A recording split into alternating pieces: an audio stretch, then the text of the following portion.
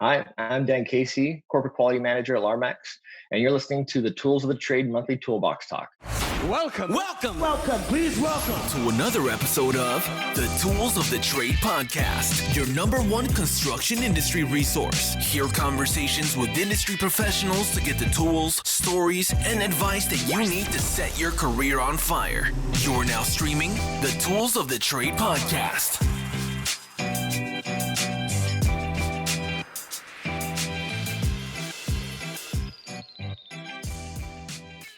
Hey guys, before I introduce today's guest, I wanted to introduce the presenting partner of the Tools of the Trade monthly Toolbox Talks, the Canadian Apprenticeship Forum. And the reason why the CAF excites me so much and why I think this partnership is so important right now is because apprenticeship is not something that you can just do haphazardly. Like most things that require skilled training and require people to become engaged and interested in, it requires a lot of research and development to understand why people are interested, why they're not interested, how we can better support our apprentices, and how we can build the programs out to ensure success. And that's where the CAF comes in. So the CAF is a national not-for-profit organization working with apprenticeship stakeholders in all regions of Canada. CAF members are apprenticeship champions, practitioners, and trainers committed to apprentice success. And an idea of an apprenticeship champion could be an organization that has an amazing apprenticeship program. They believe that Canada's world-class apprenticeship system can only get better when we understand what is working, collaborate to address barriers, and connect with tomorrow's skilled workforce. The CAF advocates for a sustainable Canadian apprenticeship system which contributes to economic growth. By adding their voice to the advocacy efforts of their members, they help ensure apprenticeship is a focus of government policy and included in political party platforms. CAF members support research and activities not viable through project funding, access to member-only reports and resources, preferred attendance at in-person events, and insights from the Apprentices in Canada e-panel are just some of the value members receive in return. They are consistently monitoring member engagement, making adjustments to member benefits to increase value, and now member-driven activities and reports make up more than half of all of their resources. If you would like to tap into this extensive national network, download online research reports, and access helpful resources, become a Canadian Apprenticeship Forum member today at caf-fca.org. That's caf-fca.org. Hey friends, thank you so much for tuning into episode number 11 of the Tools of the Trade monthly Toolbox Talks. I'm your host, Colin Tube, and in this Toolbox Talks segment, I sat down with Daniel Casey, Corporate Quality Manager at Larmax. And Larmax is a building mechanical systems contractor. Dan is a welder by trade, and yet another guest that fell into construction. He had a life-changing experience and really never looked back, which is a common thread that I'm noticing in these episodes and these conversations. So it really is just proof that you can have a career in construction no matter what age and what time you enter the field. We really got into a lot here, such as his personal apprenticeship journey, how he got into QA/QC and HSE and the programs he's building out and how that all ties together, what quality and safety is really all about on the job. And the meat of this episode was really Dan's advice and opinion on what makes a good apprentice, a good journey person, a good foreman, along with the do's and don'ts for each role. You're really going to love this episode. Dan's got a ton of personality. To get in touch with him and for show notes, pop over to toolspodcast.com/July. And for more information about Larmax, visit lar-mex.com. That's lar-mex.com. Now, please join me in welcoming the enthusiastic Red Seal welder turned quality manager, Dan Casey. Big Dan Casey, thanks for joining me on this edition of the Tools of the Trade monthly Toolbox Talk. Yeah, thanks for having me. Pretty pumped to be here. So am I, man. We've had a lot of back and forth about how we were going to tackle this one, and I think we're going to get into a lot of do's and don'ts for apprentices, journey persons, foremen, and your story. And I'm stoked to deliver this. I'm stoked to talk to you about it. I'm stoked to have a good conversation. So let's start off with setting the stage, man. Introduce yourself to those listening, who you are, where you work, what you do, and let's start there. Yeah, so I am a corporate quality manager at Lar-Mex. And so what that means is that I look after pretty much all aspects of compliance, making sure that everything's up to a certain level. Right now I'm actually just building an ISO integrated management system, which we're using Lean Six Sigma philosophies. So we'll be implementing ISO 9001, 14001, and 45001 in the near future. 45,001 particularly because everybody needs to have core these days. So Right. that's the direction we're going on. Now, did you take your lean black belt or green belt or anything like that? Yeah, so I did take my green belt. I have an exam that I still have to do, and then I have to prove that I can do it. So this will actually be my project, and then I get my green belt. But I have taken the green belt training, and I've also an ISO lead auditor as well. I've talked to one other person on the podcast about ISO. Can you just give us a little background on what ISO is and what that means? So ISO is a broad structure. They try not to be too prescriptive, just so that it can apply to a bunch of different businesses. But it's basically a recipe that if you do these things, you meet a certain standard, right? And then when you get that accreditation, it's because you've developed a program in accordance with that standard. You've been audited and you are performing at that level. So a lot of the times when we're bidding on jobs, they want to know if we have a corporate quality program. And once they see ISO 9001, they stop digging. They're like, okay, you guys are good. Same thing for like core, because core is actually based on ISO 45001. If you have ISO 45001, you can apply for core thereafter. So, and the reason why we're going with ISO is because of the new format called NXSL. They're all structured the same way, the same 10 clauses. So you're not duplicating efforts. Everything's remaining the same. So you're not reinventing the wheel every time. Because things are confusing enough in construction as it is. So Yeah. last thing you want is, you have a completely separate safety program that deals with things in a certain way. And then you have a quality program over here. I'm actually trying to grab a lot of the forms duplicate themselves. And so I'm trying to actually mix them together or put them together so that the one topic addresses safety, quality, and environment instead of having a topic then divided by 3 subcategories. Is ISO, is that a federal thing? Is that put on by the Canadian government or is that through like a separate third party entity? So it's an international body. So the ISO 9001 standard was created by the British Standard Institute. So it is a international recognized standard that companies have just adopted. So it's not mandated by anybody, it's completely voluntary, but a lot of customers require it. Right. Gotcha. And give me a little bit of background on Larmx. What exactly is Larmx? What do you guys do there? So Larmx is an awesome company. I mean, they started in 1989 and they started off as a service and maintenance company. And they did that. And I think they were in a partnership with another construction company that would then hand off the service and maintenance to them to do. And the construction company figured out that was kind of lucrative and said, well, maybe we're going to do the service and maintenance now. So they out of necessity got into construction. And in about 5 years they went from like a handful of employees to, at their peak last year, was about 300 Wow. employees. Yeah, so about I think, I don't know if I can give numbers on how big they are. I would say they're about a $40 million a year company. Awesome. And you're a welder by trade, right? I am actually. That's how I started it at Larmax. So I was new to the region of Ottawa. I'd been let go actually by my previous employer, All Trade, because they'd moved me to this region, and I wanted to be closer to, because I'm from Montreal originally. So I wanted my family to be closer to Montreal. But I didn't know anybody in the region here. So I decided, hey, just pull a slip from the hall to go take a job. And then within about 4 days, I was looking after their quality control program because they just gotten TSSA certification and they were kind of struggling with it. And that was my area of expertise before. And then it just kind of grew from there. Now, this is something that I haven't asked too many people, but it came to mind when I was preparing questions for this interview. What did you want to be when you grew up? So that's a funny question. And I had a good laugh because I'd put down like, I wanted to get into business. I really like building Legos, but I vividly remember wanting to own a Canadian Tire because I thought it would be like I'd get like really good discounts on like cool stuff. Like I could buy like Fishing like tackle, car tires. fun outdoor stuff. Yeah, yeah. I'm like, man, it'd be perfect. I would have to spend money on that. I'd be making money. I think I was like as 8 or 9, and it was because a good family friend of ours actually owns a Canadian Tire, and he had all this cool stuff all the time. So I was like, wow, that's what I want to do. But then I also wanted to own my own business like my uncle, or get in a business like my dad.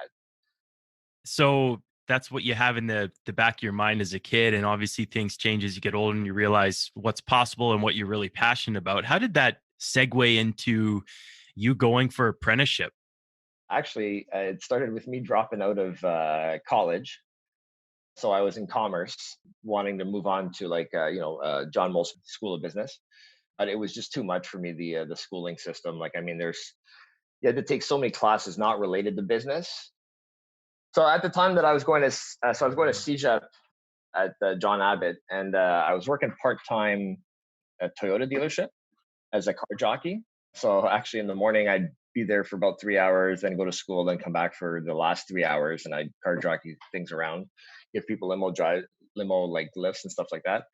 But they let me actually start working on the cars, and then I figured I'm like, all right, maybe I'll just open a garage. You know what I mean? Like maybe that's how I'll get into business. So I'm like, well, I need to know about being a mechanic first if I want to open my own garage. So I went and signed up to become a mechanic. And so in the province of Quebec works a bit different than the rest of the country. They do all their schooling up front. So I had to do a year and 4 months, I think it was, in school before I even touched a car. Well, not that I didn't touch a car, but I mean, you know what I mean? Yeah. Like, unlike Ontario, where you just get into it right away and then you get sent to school afterwards, to get kind of a flavor if this is something you really like. In Quebec, you have to invest like a whole year's time before you even get to know whether you like doing it day to day or not. How did you find that? Because I'm thinking if you were to invest that much time, I don't know if it's a detractor or like to me, it seems as though it's better to be going in blocks and learning as you go. What was your opinion on that system versus? Yeah. So in Quebec, and I did it twice in Quebec, right? And I guess I'll touch on the question. Absolutely. I think, BC actually has probably the best program. I think they do like a 3 week or 4 week prep before you get onto construction site or in the job force. And then after that, you do, I think it's 8 months, and then you got to take 2 months of school. I think BC has a really good apprenticeship program. But yeah, so I had to do that for mechanics. And then, midway through my apprenticeship, I figured that I didn't want to be a mechanic anymore. And because I preferred to actually create instead of fixing the old, which it wasn't bad, but there's only so much gasoline and brake fluid that you can have on and slow. Actually, I think the worst was in the wintertime, the snow. As you're trying to fix like a gas tank, you just got like cold water just constantly hitting you all the time. And opening a garage, my dream of owning my own garage, I looked at the stats for opening a garage, and I think 1 out of 10 succeed. So I got into fabrication. So I went to a private school. I spent $14,000 to go for another year and a half of welding and fitting. And then after that, either want to do underwater welding or pipe welding. And so I decided to go with pipe welding because underwater is kind of very specific. And I think it was another $16,000. Wow. So I got into pipe welding, and then through luck, I got into the union. So I got into the UA, a United Association of Plumbers, Steam Fitters, Pipe Fitters. And I got an apprenticeship there in the Kitchener-Waterloo region. So local 527. You talked about that transition, but one of the things that's coming to mind here is, and I hear this from quite a few people, is you initially thought that you want to go to college, university, take business, and then next thing you know, you find yourself in construction. I'm curious to know what your perception of the construction industry was prior to joining, because obviously maybe it was or wasn't on your radar, but you decided business first and then construction came, you kind of fell into it. So what was your thoughts around getting a job in construction before, when you were thinking about college and business and all that kind of stuff? So to be honest, I never thought that I would ever be in construction. And then, like you said, it just kind of happened. Going to my first job, I was going to a unionized site, and I had like a concept of what union was. I thought, the normal, like, it's everything's really slow, everybody like making puppies, dog fucking. And so this contractor called Conestoga Mechanical was doing a building for Research in Motion, so BlackBerry at the time. And it was go, go, go. And thanks to my experience actually in a non-union mechanic shop, I was right at home. So I think that was the only part that kind of caught me off guard. I thought the union was going to be, which I wasn't really happy about, but I was happy about the pay and the pension and all that stuff that they offer. Mhm. And so I was happily surprised to find out they actually worked their butts off. Yeah, you know what? I don't like to take sides on this podcast because I don't really have a stance on what's better. I've worked open shop my whole career and then came into union with the company that I'm at now. But jobs need to get built, things need to get done. And it's not as though everybody's standing around waiting for things to get built. Like, we're putting in that work. We have schedules that we have to abide by. And I think there's a perception issue with union, and there's pros and cons to both sides of the fence, but their training and education that they put towards their workers in most trades, obviously depending on locals and your specific union, I think it's great. And it's definitely not like that perception of there's four guys standing around a shovel and one guy digging. It's not necessarily like that when you actually get into it. Yeah, not at all. Like, and I think people get that perception maybe from like, when you look at like a construction, like road work. City workers, yeah. And a lot of the times it's because everybody there has a task to do and everybody needs to be on point, kind of like a production line. So sometimes that means like, hey, waiting for the backhoe to do his thing before I can go and then even things out, right? So it looks like he's waiting around, but in fact, he's being quite vigilant, waiting for his turn to make sure that that schedule is going on. So it's definitely not what people think. For sure. Even so, when I worked at the nuke plant, I worked at Bruce Power for a year as an Appé welder, which is a pretty awesome group to be part of if you can. A lot of the times, we might be sitting around waiting to go, but it's because once they need us, it's go time. You know what I mean? Because they have to respect critical path to get as much out of their outage as they can. Because when they bring a unit down, I think it's about $1 million a day it costs them. So if an outage is 30 days, that's 30 million bucks. So having people there ready, even though you're not doing anything, you're doing something. No, for sure. And it's just part of it. What was it like when you first got into welding? After school, you become a first year welder and you're out in the field kind of for the first time. Was it tough for you? It's funny, between my first job at Conestoga Mechanical and then my second job with ES Fox welding at the Cogen in Milton. I think that's not too far from you. Yep. So my first job, and I had this fitter that, I don't know, I think he was going through a divorce, or he was divorced, or anyway, and I think he'd been abused by previous welders. Welders can be known to be princesses sometimes. If the joint isn't fit up 100% how they like it, then they'll give the fitter shit. And so I imagine that finally he gets fresh meat, an apprentice with no other welder around to teach me anything. So he just did things how he wanted, but it wasn't the best experience. But I stomached through it, and luckily for me, I actually had mentors that I could call. So one of my mentors was the training coordinator at the local, Ray Lemieux. I remember being in a scissor lift, and I'm like, Jesus, I don't know how to fucking weld this. Like, what do I do? So I call him up, and he's like, oh yeah, just treat it as a 6G joint, and you should be. I was trying to weld a slip-on flange, and so lucky I had people to call and to help me through that, because after that job, I thought I was never going to be able to weld. I thought, like, I'm never going to be able to pass an x-ray. I'm never going to be able to put in the inches because I kept getting pushed. So it really just ended up being the guy that was my journeyman, or my fitter that was just giving me a bad taste. But then my second job was at the Cogen, and there I actually got a foreman who empowered me. Like, he really just kind of asked me, hey, okay, how do you want to do it? And then let me do it. And I got the job done exactly like he wanted it, on time and sometimes earlier. And so it was vastly different. And I found a lot of good people on that job, and the bigger the job, typically the more money on the job, the more relaxed people are. As an apprentice, you need to appreciate the situation that you're getting yourself into. I think, like you mentioned earlier, there's schedules, there's budget, everything's got to stay on time. So for that smaller job that I started out in, it's a pretty hostile environment to be in because, they bid it, it's not time and material. So they don't want to go over budget. So they don't always have time to really take the time to coach and mentor somebody or teach them. Right.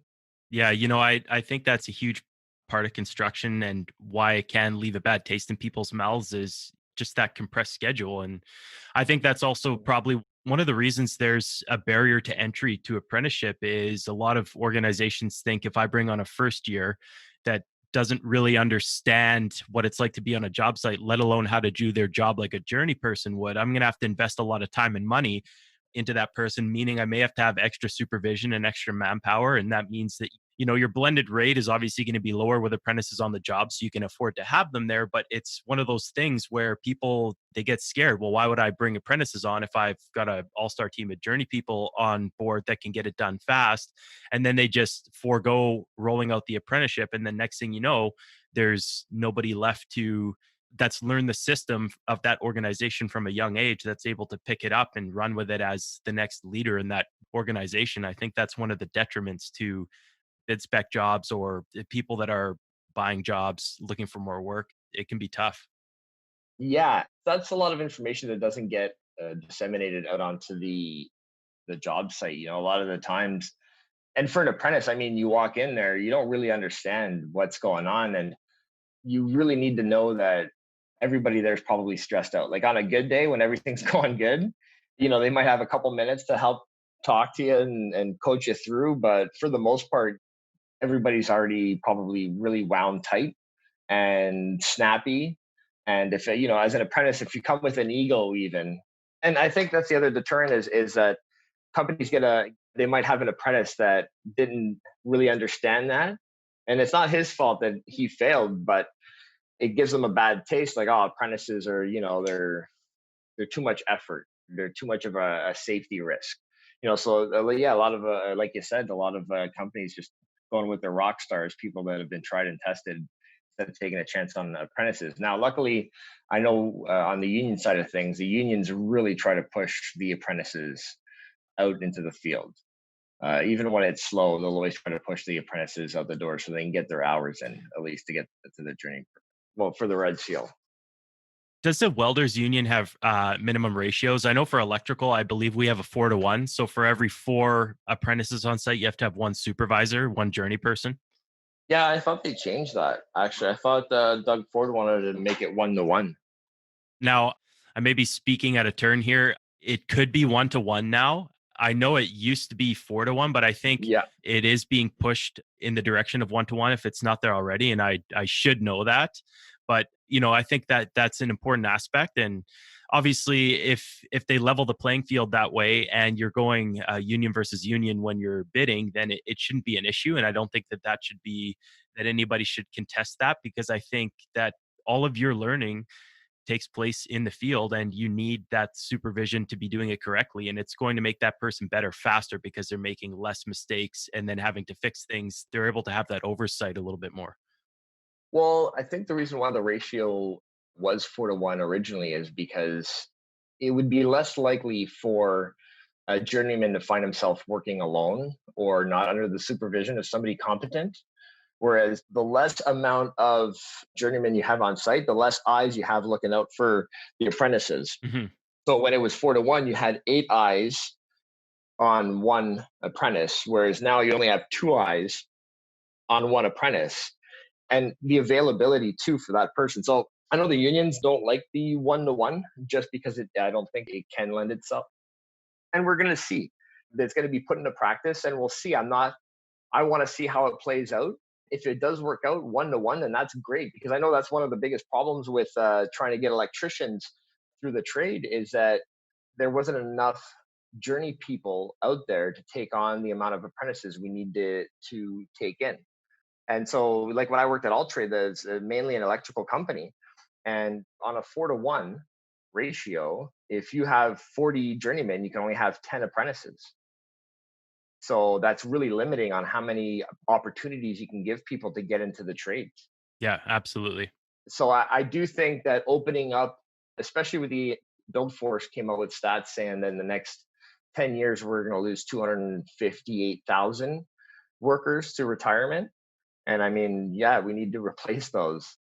And I think maybe they'll get the influx of people in, and then they might revise, and maybe they might up the number to maybe 2, but I don't think you'll see it go back up to 4 though. Yeah, there's another statistic, and I'm going to get the dates wrong here, so somebody can fact check it if they're listening. But I think it was between 2013 and 2019, there was a 30% decrease in interest in skilled trades for individuals that were between the ages of, I believe, 18 and 25. So not only is the pipeline is drying up from the education side, you've got the boomers retiring. And so we're being hit from both ends. Not enough people interested coming in, a bunch of people leaving, and then we've got ratios, and it's starting to cause a lot of pressure, which is part of the reason this podcast is around. And there's a lot of great organizations that I've been able to speak with and talk to that are really pushing for trades as a first choice career path and not just a backup plan. Yeah, well, like I could have saved myself a lot of hassle and heartache if trying to figure my way through, the trades to get to where, I think I would have just been happy as a welder. And if I would have had the chance to go out and learn that, and if there was information, I mean, it's hard to find out what all the different trades get paid. Where are they most popular? Like I was a welder, pipe welder, and at one point living in Montreal, but in Montreal, they don't need welders. So in Montreal, if you're a welder, actually part of the local, it's a suitcase local. So you find yourself traveling a lot, which isn't conducive to a very good marriage or family lifestyle, work-life balance. Yeah, I think if there was more information about, like, almost even just something as simple as a diagram. Here's your expected wage in these given trades. Here's where they're most popular. If you want to travel, here's the areas that you should probably look into, the industries, the provinces, and then you can start to formulate those decisions. But a lot of people just simply go off of what they like or what their friends told them they think they can make, and then they take it from there. And you may end up at the top of the wrong ladder looking down saying, I should have taken that ladder. Yeah, that's exactly it. So when an apprentice starts out, I think doing your research is really important. And I think through kind of dumb luck, I was lucky enough to start off as a automotive technician, which it touches on a lot of trades. It touches on plumbing, welding, electricity, millwrighting.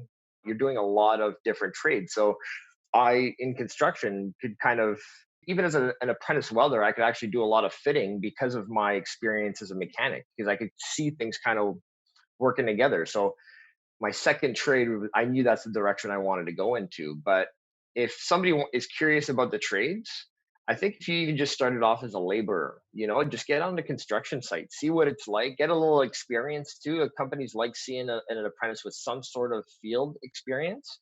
And if you started off as a laborer, I think you start off, if you go through Leuna, it's like $25 an hour. Yep.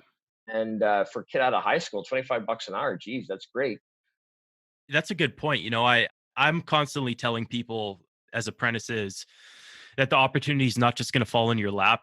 You're not necessarily just going to get a job because there's a labor shortage that we keep talking about by submitting your resume and saying that you're available for work. There's a lot more to it. And I think for those people that think they're not quite too sure where they want to go, or they want to have something on their resume to avoid any potential barriers to entry of just showing up and saying, hey, I've never been on a job site, but I'd like you to try me out as an apprentice. I think that's a great way to get in. Like you mentioned, it doesn't have to be for years. It could even be for months. Just get out there, learn what it's like to work with a hard hat and a vest on a job site. Yeah.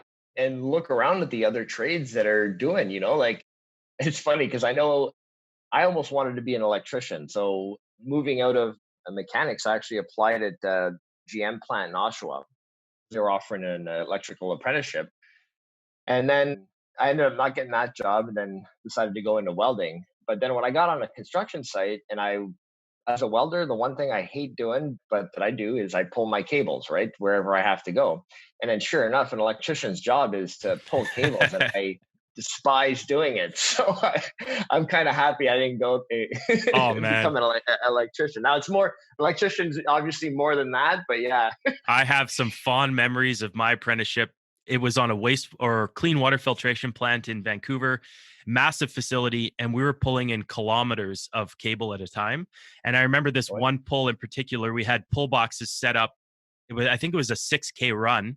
So we had a crane hoist the cable reel at the top of sort of this hill. And then there was pull boxes all the way down. And there was all these apprentices in every pull box. And you sit in this pull box all day, and a big rope's going through into this pit. And you're sitting in a pit with a massive tub of yellow 77 ideal lubricant. And as the head of this cable pokes out, you just got your foreman screaming at you, make sure that thing's lubed up. And you're like, this big globs of lube on the cable, and you're sitting there for hours just covered in like this yellow lube, and this thing's going through. And I remember for like 6 months just pulling in kilometers of tech cable and high voltage cable and low voltage cable. And so it's definitely I think you avoided that one. Yeah, I think that's what they call living the dream, eh? Yeah, exactly. Yeah. The last piece I want to get into before we start talking about what it takes to be a good apprentice and to be good in the field is how your role as a welder transitioned to corporate quality manager, and how that ties into where you're at now, which is here with me talking about the benefits of being in the trades. Yeah, so I mean, I love being a welder, and I still like to try to teach as much as I can when I get an opportunity to. But basically, I had to choose between something that was going to be a bit more successful for my family, something more conducive to a happy home, and me being on the road or moving us too far from family. So we were looking at Bruce Power. Actually, I wanted to move up there full time, but that was my wife didn't really like it up there and wanted to be closer to Montreal. So I'm like, okay, I need something. I need to use my trade to get into another industry. So I leveraged my knowledge of welding and wrote a letter to the Joint Training Committee at the Union Hall. The JTC. Yeah, the JTC. And they paid for my level 1 weld inspection ticket. So I wanted to get into inspection to get into quality.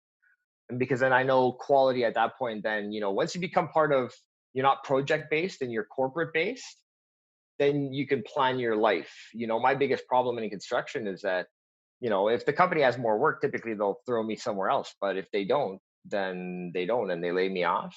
And sometimes that other job can be somewhere else, So I wanted to find something a bit more consistent. The thing that I like about inspection is on sites, you get all kinds of misinformation all the time. Yeah. Like I don't know how many times as a welder I was told, oh, you can't do that, or you can't weld more than 3 times the size of the rod, or you can't go downhand, you can only go up, and all this falsehoods, right? Like they were maybe a rule on one job, but it's not the actual rule. And so the part that I really liked about getting into inspections, I started learning, okay, this is what's right, this is what's wrong, this is what you're supposed to do, what you're not supposed to do. And I actually really liked, as an inspector, when I was inspecting welds, instead of coming down on a guy, and I would coach him, right? So just like if there was a non-conformance, obviously I would raise it, but it's not because the guy's a shitty welder. It's just because maybe he didn't realize or he didn't understand. Especially the older welders, they didn't have the luxury of an apprenticeship program, right? They didn't go to school like I did, so they didn't get taught or shown anything. So then, I can show them like, hey, well, no, this is the technique you want to use. This is the amperage range you got to stay in. I explained that everything he does is in accordance with a weld procedure. Most welders don't know that. They're like, oh, what's a weld procedure? Like they just do it without even knowing that what they're doing has actually been written up as this is what you're supposed to follow. So when I was at Acon, one of the things that I found was I really liked the coaching and mentoring of the guys. And I wanted to get into a position that would allow me to do that more. So this company around the corner from the Acon Fab Shop in Cambridge was looking for corporate QA/QC coordinator. And they liked my approach. My boss who hired me, Mark Noakes, he liked that it's not about being the police. It's not about going in there chest puffed up and no, you're wrong. And I've been told by other inspectors to do that. Hang around the corner and wait and see if he doesn't do it and then hammer him. So I kind of wait for that other inspector to leave, and then I just go up to the guy and say, hey, what are you doing? Oh, I'm just welding. I'm like, yeah, how many passes are you going to put on that? He's like, oh, I'm going to put another pass. I'm like, okay, perfect. Happy that you're doing that. Because people wake up, they want to do a good job, right? In the morning. Yep. Nobody wakes up to say, I'm going to screw this up, or, I'm really going to fuck this thing up. But a lot of the times, because that lack of mentorship and coaching and training, it wasn't there, I was able to provide that. So it's kind of replaced my love for welding with this love of coaching and mentoring people. So that led me into not only just quality, then Trade decided to train me in health and safety and environment. And then also I became their in-house trainer and did a lot of their training. And then obviously they moved me out to the region here because they had work with OPG, and then that kind of dried up, and it wasn't working out for me driving every week out to Cambridge. Mm-hmm. That's 1,200 kilometers and 12 hours of my life I never get back every week. So it just worked out for both of us. But yeah, that's ultimately kind of how I got into becoming a corporate quality manager, is again, using my knowledge, not punitively, but with people, but really trying to build people up. As we build this integrated management system, there's going to be a lot of training, coaching, and mentoring to get people up to where they need to be. I don't like to fearmonger. And I like being in control of that. Non-conformances can be used as like a political tool. Quality could be used as like a political tool sometimes to like throw people under the bus. And I've seen it many times where, no one will report a non-conformance, but then all of a sudden they're not friends with somebody and they'll be like, hey, that guy's not doing a good job, or he's not doing whatever. And so I'll call them out on it, but I don't let the emotions get in the way of things. And I also understand, people they want to look good. They want to appear good. So I always give them the benefit of the doubt and try to build people up that way. So that's kind of why I've been successful in quality and safety and training thus far is the approach. Yeah, I think that's super important. And just going back to standing around the corner and watching or fear mongering. I mean, in any industry, it doesn't work to be bird dogging everybody and checking their work. That's going to formulate a bad relationship. But if you, like you mentioned, I can just picture it in my head, if somebody has a non-conformance, which like you mentioned, probably isn't on purpose, and you see the way that it can be done better or the way it should be done based on a standard, that person, if it's delivered correctly and understands that we're all here to deliver the best work for the client and we have a job to get done, and this is how you become a good welder or a good, fill in the blank trade, then that's way more valuable to formulate that relationship as a coach. It's not like a basketball coach isn't out there watching to see when everybody's screwing up and then chastising them for what they just did. It's like, no, the job is to coach them on why they could have done something different and why it works better. And I think if you have that approach, then people are more receptive to the way that you're delivering your quality. And then everybody is able to work in harmony, knowing that we're all here to be the best that we can be every single day. And they're not worried about somebody coming around and saying they suck. Well, yeah. Well, and you know what? And encouraging them too. Like when I see a good job, I make sure I go out on my way to tell them like, hey, you really did a good job there.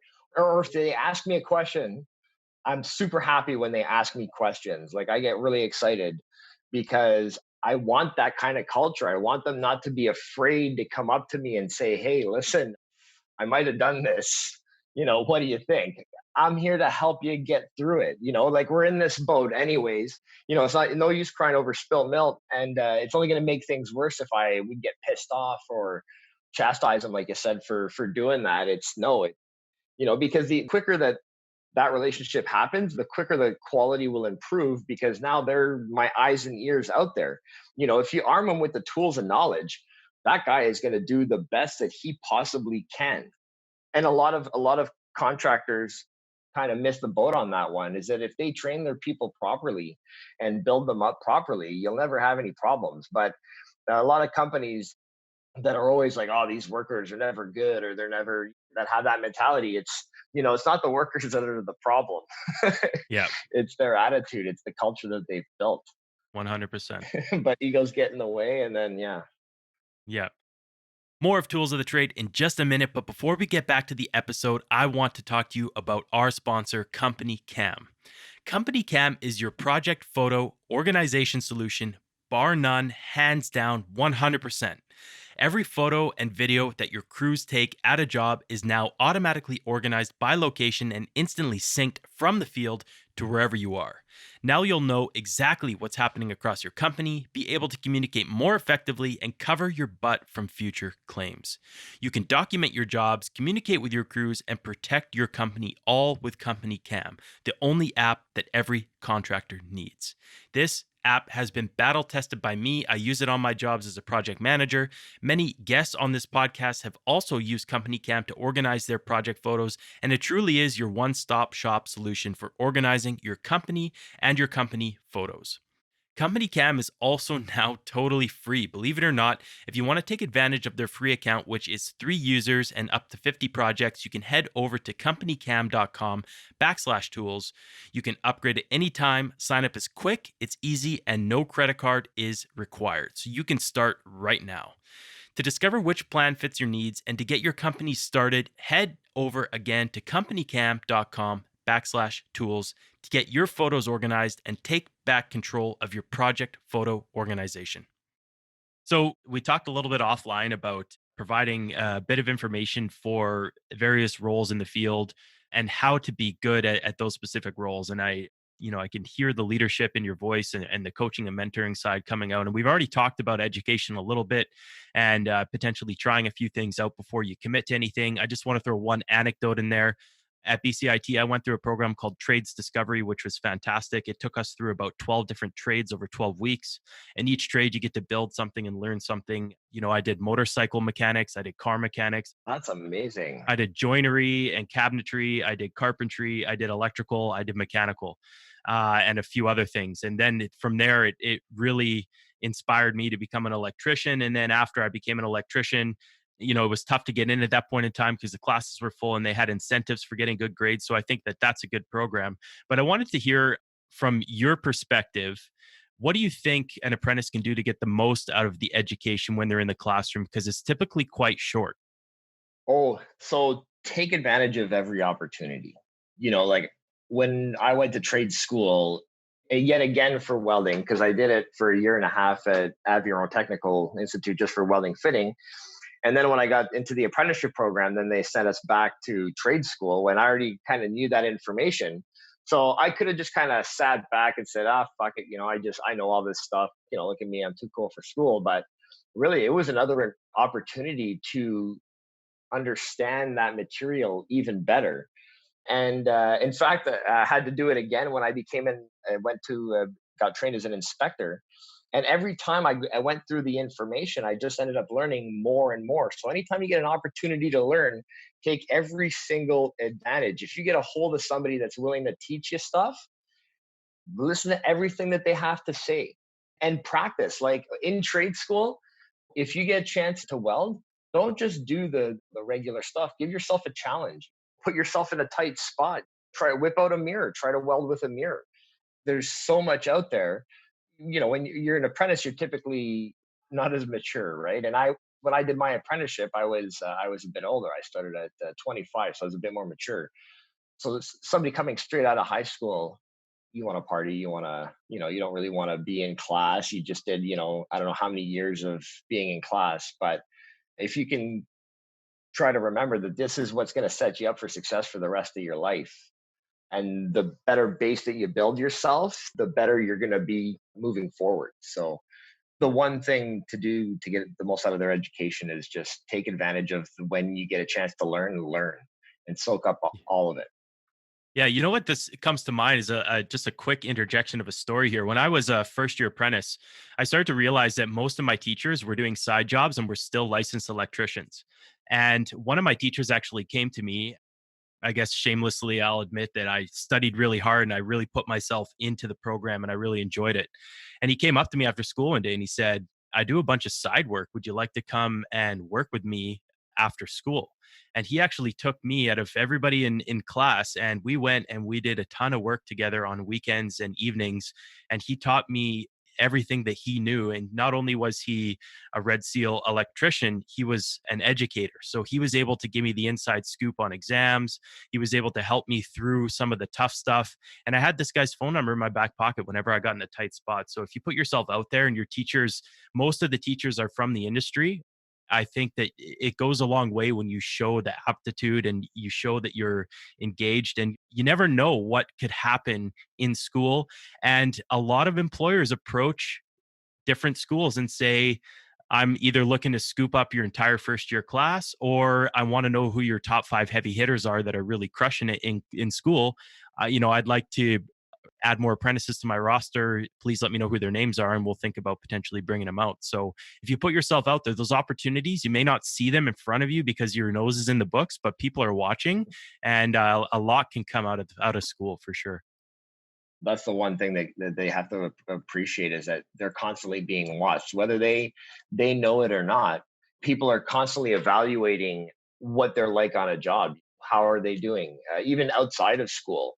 When you're on a job site, is he really interested? And I mean, all you got to show is a little bit of interest. And I mean, people love to teach, and they'll go as far as you want them to go with you. I always love giving out my numbers to people in case they, if they, the same thing, right? If they come through a problem or whatever, they can call me up and, hey, never did this before. And I kind of look at it as paying it forward, because I had that opportunity as well. I had a lot of mentors that I was able to call upon to help me out. And I still do today, just in different fields now. Like I have people in quality that or safety that I can now call as well. So that networking and getting people to take you under their wing and show you stuff is really valuable. Yeah, for sure. Now, when you get out of school, what do you think the do's and don'ts are for your apprenticeship? And I don't want to say for all 4 years, because you're going to learn as you go. But when you're a brand new green apprentice, what do you think the do's and don'ts are of getting the most out of your apprenticeship from the field side now that we've left the education side? Yeah, so we talked about it a little bit earlier, is really understanding, the situation you're getting yourself into and how to behave in that situation. And basically, you have to be patient. You have to leave your ego at the door. And you might have tried something really hard on something, and if your journey person says no, that's not good, you have to do it again. Don't get frustrated, don't get mad at him. You're trying to learn. And so, if you got pissed off at your foreman or your mentor trying to teach you something, it's not really gonna help you out. And then also be punctual. If you show up on time, you're late. If you show up 5 minutes early, you're on time. Hmm. Leave your cell phone in your lunch bag. Please leave your cell phone in your lunch bag. Yeah. And nothing drives a journey person or a manager nuts than seeing an apprentice on his phone again. And because all you got to do it is once, and then you're always on your phone. Yeah. So there's some professionalism. You want to show up there. You want to show up engaged. You don't want to seem not interested. You don't want to seem like you don't care, because they really care, because that's their life, their business. As you work for smaller companies, like especially mom and pop shops, I mean, that's their hard blood, sweat, and tears. So when you're not performing the way you should, understand that they're under a lot of pressure to keep their business successful. And it's not don't take it personally. Just try to do the best that you can, right? Hmm. And yeah, be attentive, willing to learn, willing to change. To improve is to change. To change often is to be perfect. Where'd you pull that one from? I've never heard that. That one was Sir Winston Churchill. I actually had to use it for a presentation this week, because for ISO, actually, that's ISO is all about continuous improvement, the plan, do, check, act. And so I'd come across that quote, so I threw it in my presentation. So Wow. No, I like that a lot. Wow, I never heard that. Cool. yeah, the other one actually is Mark Twain. My favorite is continuous improvement is better than delayed perfection. So, don't worry about getting it perfect the first time. Don't be afraid to make mistakes either. You're not going to get everything right the first time. Just put yourself out there, be humble, and do the best you can.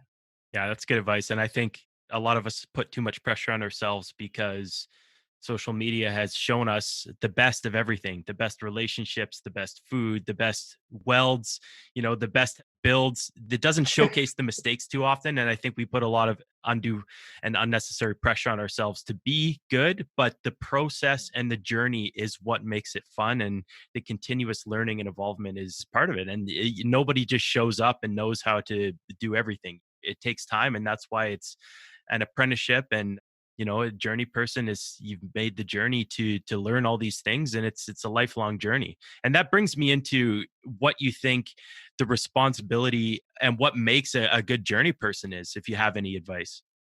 Well, so a good journey person who is in charge of an apprentice, right, who takes is looking after an apprentice.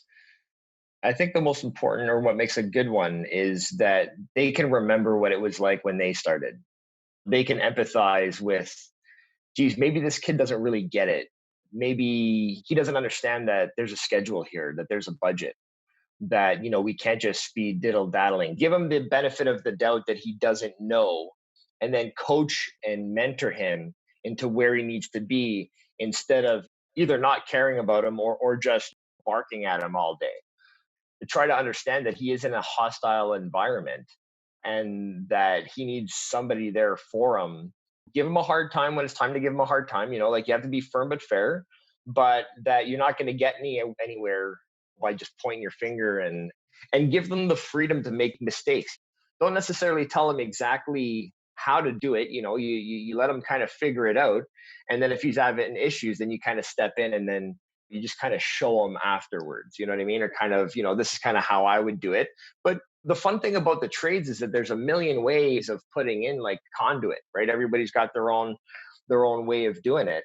And what I enjoyed about welding was that, I could put my own recipe together. You know what I mean? I like to walk the cup. I don't like to freehand, or some people like to freehand, not walk the cup. Like, as a journey person, if you can empower that apprentice to take ownership of his work, and give him the freedom to do it the way that he kind of thinks, and then guide him along the way if he's going to do it that way. Because a lot of journey people, they want things done their way all the time.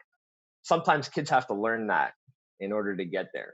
And if you don't have the time to let them make mistakes, at least explain to them along the way why it can't be done that way. What are the problems that are going to come from doing it that way, instead of just cuz, right? Mm-hmm. Because a lot of the times it's like, like, well, why am I doing it that way? And then the journey person who doesn't have time because he's got other stuff he's got to do, he's like, no, but just because I said so, just do it, right? And it's funny because even as a parent, like, sometimes your patience can run a little thin. And then every time I catch myself, if we're in a situation and I just tell them to do it just because I don't have the time to explain, I always try to circle back and make sure that I say, hey, listen, this is when we were in that situation. I always try to follow up. I find that is a bad interaction. And so I always try to fix that wrong. Yeah. So I think that's kind of what makes a good journey person. That's a lot there, actually. But What's your opinion? So I think earlier in this episode, we were talking about, I believe you said it was a good manager you had, or maybe it was a good foreman that solicited your feedback. How do you think we should do this? And then let you run with your idea if it fit. What's your opinion on letting a journey person solicit feedback from the apprentice, saying, how do you think it should be done, versus, like you just mentioned, saying, this is how it should be done, go do it? so actually, it's interesting, right? First of all, as a teacher, you always learn something. Like, I learned more teaching than I than I did as a student. And so, we don't know how to do everything. And sometimes having a fresh set of eyes, an apprentice is a fresh set of eyes.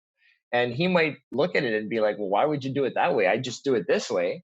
And then it's like, oh man, I've been doing this for like 10 years. And that kid just, had the best idea ever. Like, geez, that was great. So as a journey person, you get an opportunity to maybe, kind of see, but you're also setting him up for success, because you're understanding what he's going to do. If it makes sense to you, then you're empowering him and giving ownership, and that he's going to do a good job at it because he's vested. That was his idea. It's not my idea.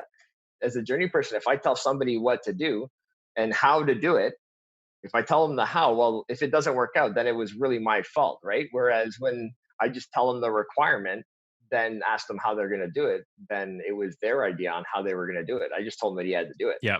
So you get way more out of somebody by empowering them to, use their abilities instead of just dictating. Yeah, it seems to all come back to empowerment from what I'm hearing in this conversation. I think you're completely right.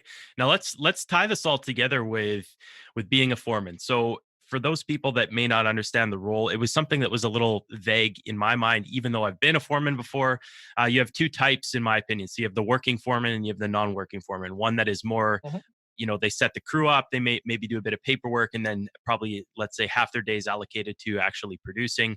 And then you've got the foremen that are just dedicated to managing a crew. When I was working at Agrium Oil for potash mining, I had a crew of 18 guys, and I wasn't working at all on the tools, but I was directly managing KPIs and directives that came from our senior management and general foreman. So what do you think it takes to be a good foreman? And that could be in whatever way you want to take it.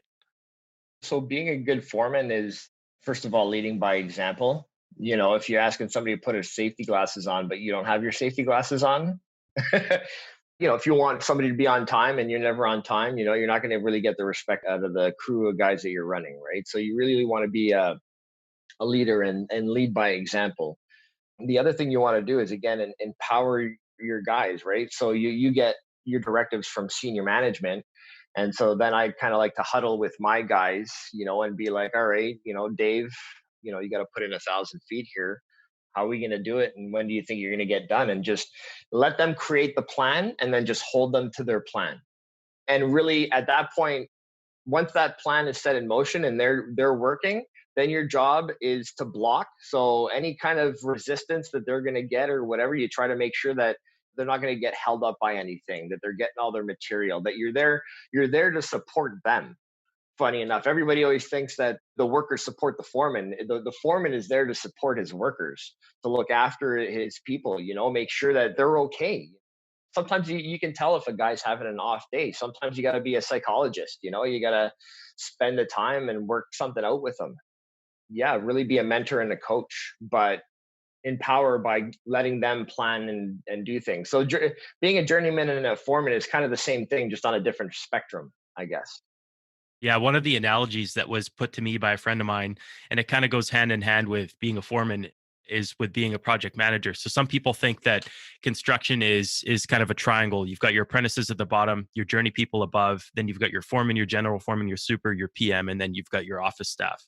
And some people think in their head that it's a triangle and that it kind of creates your power over people tends to rise as your position changes. But what I've kind of learned to realize or come to realize over the years is that it's actually more of a circle. It's like a cog in a wheel, and the general foreman, the super, the foreman, and the project manager are more in the middle. And all we're doing is, like you mentioned, breaking down all of the barriers to get the work done, getting the work packages built, getting the material delivered, getting the shop drawings sent out and approved, and making sure that everything's on track.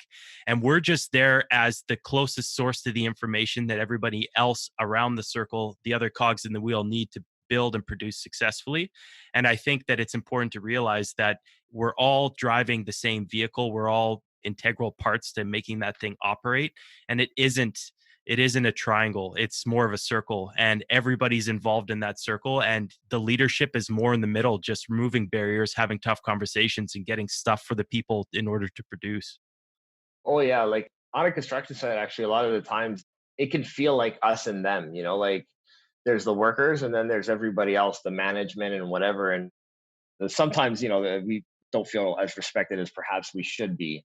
But good contractors that know how to treat people, and typically you can see that by good retention, right? So contractors that have low turnover rates typically are ones that have like a healthy environment for people. Yep, absolutely. I want to ask you a question. It's funny. So I happen to follow a bunch of welders on Instagram, and they're all women. And I've heard that women make better welders than men. I'm curious to know what your opinion is of that, and maybe why you think that's true. Yeah, so I have heard that, and I think it definitely can be true. I mean, on an average, women tend to be more focused and detail oriented. They're also typically smaller too, so they can fit into tighter places. Like I know Boilermakers, they need small people, and men are on average larger than women. They got the finesse. Men are just hacking and slashing all day. Yeah. So in terms of producing a good quality weld, absolutely. But sometimes that's not what's required, right? Because I remember throughout my apprenticeship, it's like they're like, kid, no one's gonna see that. It's gonna get insulated. So who cares what the cap looks like? Just make sure it passes, right? But no, I think it's, yeah, that, like you said, it's that finesse that women have that make them better in terms of welding. Awesome.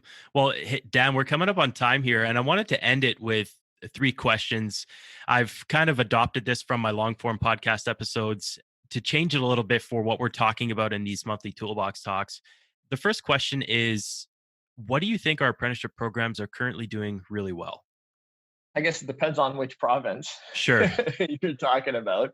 But in actually, that program that you were part of that kind of let you touch a trade a week in BC, like that's really good. I think out of high school, if you can get somebody up and working and learning at the same time and build them up that way, you're going to find yourself to be way more successful as instead of like, looking at Quebec where Quebec, they do all this training up front and then afterwards you get this high dropout rate and people seem to be wasting a lot of time. Right. I think that's one of the things that we're doing well in most of the provinces is that we're letting people get out there and get exposed before they decide to really venture in that path. Yeah. And I know OEAP is doing a good job at getting kids interested as early as grade 11.